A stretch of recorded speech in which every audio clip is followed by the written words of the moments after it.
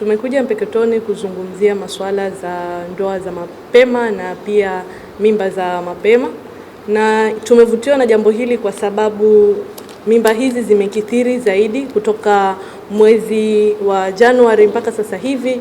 Tunasikitika kusema kuwa tuko na mimba zaidi ya 50, na hili ni jambo ambalo limetugusa sisi kama ofisi ya mashirika la Muhuri, kwa sababu mimba hizi zimetokea kwa watoto wadogo. Kwa nini tunasema watoto? Kwa sababu ni wasichana walioko katika umri wa chini ya miaka 17.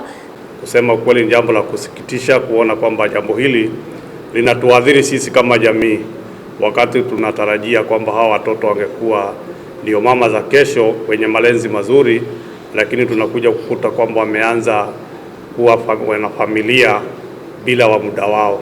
Wachungaji ambao wanasimamia makanisa pamoja na mashehe na machifu wasimame kabisa kuona ya kwamba wanafanya mikutano na mabaraza ili ya kwamba jambo hili lisiendelee, kwa sababu watoto huwa tunasema ya kwamba ni urithi wa wazazi. Hivyo basi ni kusema kwamba watoto wetu tunawapotezea nafasi zao za kusoma kwenda juu. Unakuta kwamba watoto maisha yao yanaharibika kabisa.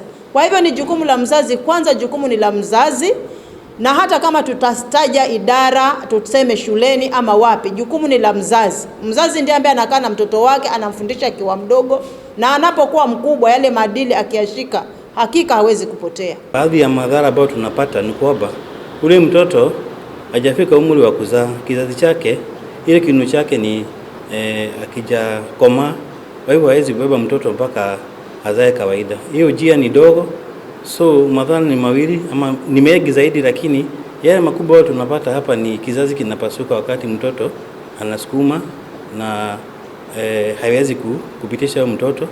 Ya pili ni kupata ile inaitwa PVF, yani ile jia ya kizazi, mkojo inatoka bila kutarajia, ama choo kubwa inatoka bila kujua.